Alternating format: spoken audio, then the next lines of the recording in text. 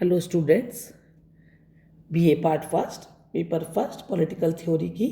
Class में आप सभी का स्वागत है। हमारे व्याख्यान की श्रृंखला में लास्ट क्लास में हमने डेमोक्रेसी के अवगुणों पर हम चर्चा कर रहे थे। उसी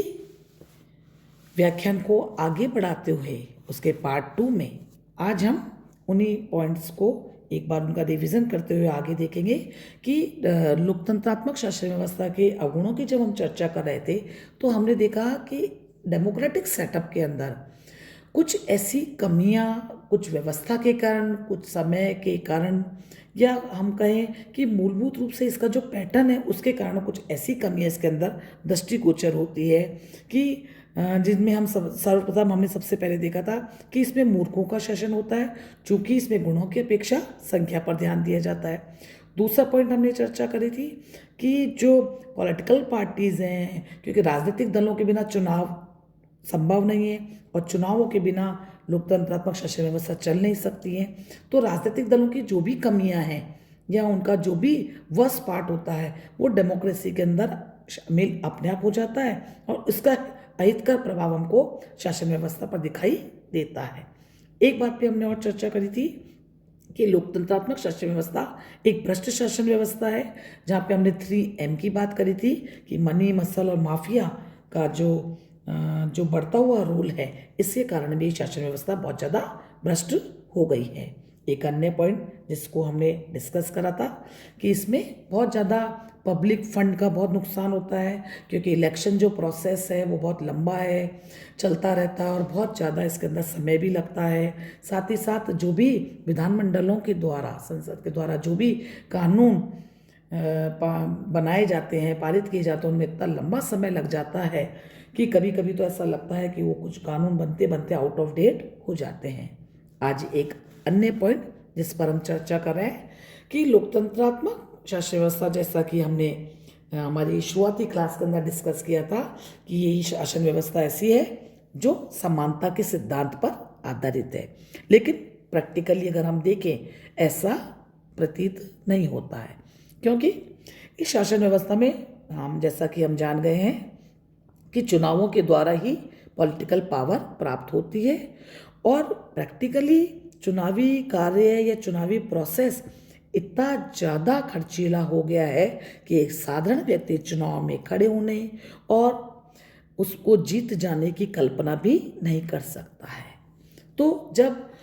निर्धन व्यक्ति या कोई सामान्य व्यक्ति चुनाव जीत करके विधानसभा में नहीं पहुंचेगा तो ऑब्वियस है कि धनवान व्यक्ति ही चुनाव जीतेगा, और जब वो चुनाव जीत करके विधानसभा में होगा तो वो कानून निर्माण भी वर्ग विशेष यानी कि उसके अकॉर्डिंगली जो लोग होंगे उनके हित साधना के लिए वो नीतियों का निर्माण करेगा। तो हम ये कह सकते हैं कि मात्र समानता की घोषणा कर देने से ही समानता की स्थापना नहीं हो सकती है। और इसके साथ साथ जब हम जैसे प्रेस की बात करें या जो प्रचार साधन होते हैं उन पर भी हम ही जानते हैं कि धनिक वर्ग भी ही इनका यूज़ कर सकते हैं, तो समानता और स्वतंत्रता की जो बात कही जाती है वो मात्र एक कल्पना ही रह जाती है। तो हम ये कह सकते हैं कि लोकतंत्रात्मक शासन व्यवस्था में जिस स्वतंत्रता और समानता की बात कही जाती है वो एक भ्रम या इल्यूजन ही प्रतीत होती है। एक अन्य कमी जो लोग इस शासन व्यवस्था की मानी जाती है कि जैसे कि हमने शुरुआती क्लास में देखा था कि यही एक ऐसी शासन व्यवस्था है जो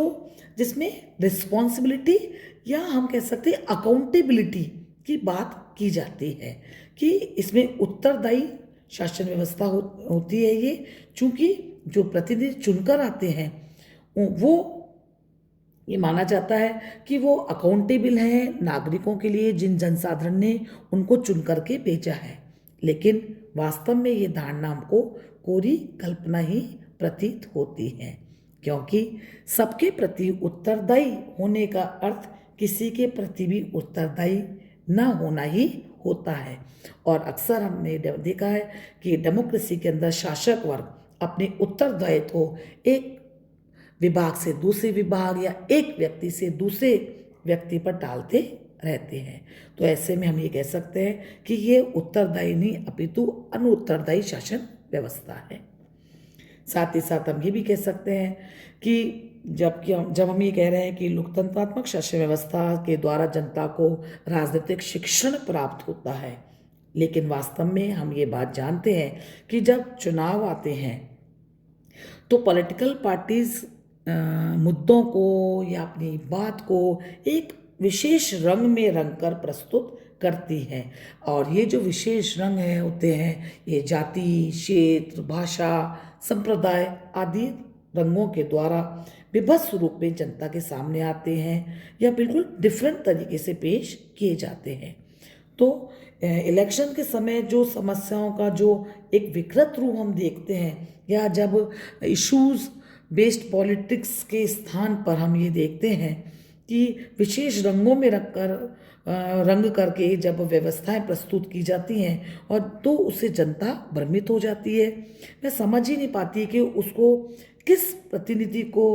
चुन करके भेजना होगा। तो इस समय हम ये देखते हैं कि जो जन उत्तेजक होते हैं जिनको हम डेमोक्रेट्स कहते हैं, जो जनता को मात्र भाषणों के द्वारा या अपनी बहुत लच्छेदार भाषणों के द्वारा जनता को गुमराह करते हैं, तो ऐसे भाषणों से, ऐसे प्रचारों से हमें नहीं लगता कि नागरिक शिक्षित होते होंगे, बल्कि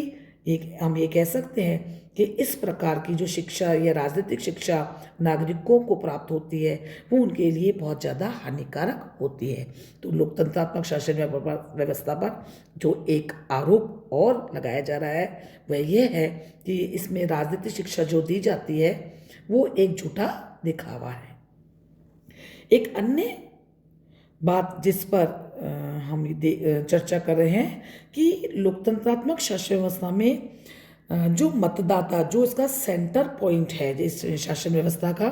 उनकी उदासीनता दिखाई हमको दे रही है। पिछले वर्षों का जो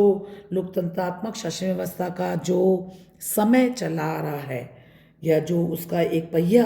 चल रहा है, तो हम ये देखते हैं कि लोकतंत्र में मतदाताओं की जो सक्रियता है वो ही इसका सेंट्रल फिगर है। लेकिन प्रैक्टिकली हम देखें तो सब जगह जनरली मतदाताओं की उदासीनता ही देखने में आती है। बार बार मतदाताओं को जागरूक करने के लिए, प्रेरित करने के लिए उनके घर जाके, उनके कार्यालय जा कर के अनेक प्रकार से इनको शिक्षित करने का कार्य किया जाता है और उनको वहाँ से निकाल करके वोटिंग बूथ तक लाने के लिए, उनको पोलिंग बूथ पर लाने के लिए, उनसे वोट डलवाने के लिए इतनी मशक्क़त करनी पड़ती है। लेकिन फिर भी हम देखते हैं कि लगभग 50% या 50% मतदाता ही अपने मताधिकार का प्रयोग करते हैं। तो ऐसी स्थिति में हम देखेंगे कि डेमोक्रेसी में जनता की जो इच्छाओं का सही रिप्रेजेंटेशन या प्रतिनिधित्व नहीं हो पाता है, और इसका नतीजा ये होता है कि शासन सत्ता ऐसे व्यक्तियों के हाथ में चली जाती है जो जनता को झूठे सच्चे तर्कों से बहलाने और उससे अनुचित लाभ उठाने के लिए हमेशा तैयार रहते हैं। एक बात और जिस कमी की ओर हम आपका ध्यान आकर्षित करना चाहेंगे कि इससे योग्य और ईमानदार व्यक्ति राजनीति में आएंगे और भाग लेंगे और अपनी सहभागिता प्रदर्शित करेंगे, ऐसा होता नहीं है। प्रैक्टिकली हम देखें तो स्थिति बिल्कुल ही विपरीत है। जनरली जो मेहनती हैं, जो कार्यकुशल हैं, जो टेक्निकल वर्ड काम को जानते हैं या बहुत जो अपने कार्य को वास्तविक रूप से अंजाम देना चाहते हैं, वे तो जीविकोपार्जन के कार्य में लगे रहते हैं और राजनीति में सक्रिय रूप से भाग नहीं ले पाते हैं। और प्रैक्टिकली हम देखते हैं कि जो व्यक्ति जनरली कहीं और सफल नहीं हो पाते हैं या अपना ईमानदारी और योग्यता से अपने कार्य को उनकी करने की मंशा नहीं होती है, वे राजनीति को अपना धंधा या बिजनेस बना लेते हैं और भ्रष्ट साधनों के द्वारा वो हमेशा इसी कोशिश में लगे रहते हैं कि किसी भी प्रकार इन प्रकार वो पॉलिटिकल पावर प्राप्त कर लें, चुनावों के अंदर जीत जाएं, और चूंकि एक बार अगर उन्होंने चुनाव जीत लिया तो वो अपने आने वाली पीढ़ियों तक के लिए अपने उसको सुरक्षित कर लेंगे और लंबे समय तक वो उसका उपभोग करते रहेंगे। तो हम ये भी इसकी एक बहुत बड़ी कमी हमारे सामने दृष्टिगोचर होती है। और अंतिम पॉइंट जिस पर हम चर्चा कर रहे हैं कि इस लोकतंत्रात्मक शासन व्यवस्था जनरली युद्ध और विशेष संकट के समय बहुत निर्बल साबित हुई है, क्योंकि जब कोई बहुत देश की जिन भी शासन व्यवस्थाओं के अंदर या जिन भी देशों के अंदर लोकतंत्रात्मक शासन व्यवस्था पाई जाती है और उन पर अभी कभी कोई युद्ध और संकट की अगर कोई आपातकालीन स्थिति आती है तो उस समय शीघ्रतापूर्ण निर्णय लेने की आवश्यकता होती है। लेकिन चूंकि हम जानते हैं डेमोक्रेसी के अंदर ऐसी गति नहीं हो पाती है और यहाँ पे डिसीज़न लेने के अंदर जो टाइम लगता है, क्योंकि हम यहाँ पे जो सत्ता का जो फैलाव होता है वो बहुत ज़्यादा होता है, तो कई बार अनेक बार संकट आने की स्थिति में मुकाबला करने में डेमोक्रेटिक सेटअप असफल भी रहा है। इसके अनेक दोषों पर हमने चर्चा करी है और निश्चित रूप से कुछ कमियां वास्तविक रूप में इस शासन व्यवस्था के अंदर दृष्टिगोचर भी होती है। लेकिन ये भी सही है कि इस लोकतंत्रात्मक शासन व्यवस्था में जो कमियां दृष्टिगोचर हो रही हैं उनमें से अधिकांश कुछ विशेष परिस्थितियों का परिणाम होती है, कुछ मानवीय प्रकृति का परिणाम होती है। और एक प्रमुख विचारक है लावेल, उन्होंने कहा भी है कि कोई भी शासन व्यवस्था सभी मानवीय दोषों के लिए रामबाण औषधि साबित नहीं हो सकती है। और एक अन्य तथ्य है जिसके और हमको अवश्य देखना चाहिए कि जो दूसरी शासन व्यवस्था हैं, चाहे वो राजतंत्र हो, कुलीन तंत्र हो या अधिनायकवादी हो, उनके जो दोष हैं वो डेमोक्रेसी की तुलना में बहुत ज़्यादा अधिक गंभीर हैं, क्योंकि कोई भी शासन व्यवस्था ऐसी नहीं कही जा सकती है जो लोकतंत्र की तुलना में श्रेष्ठ हो। और आज तक मानव जाति ने अभी तक कोई ऐसी शासन व्यवस्था की खोज नहीं की है जो लोकतंत्र का मुकाबला कर सके। तो हम निष्कर्ष के रूप में यही कह सकते हैं कि लोकतंत्र ही मानव व्यक्तित्व और चरित्र का विकास करने में संभव है, और लोकतंत्र से बढ़कर के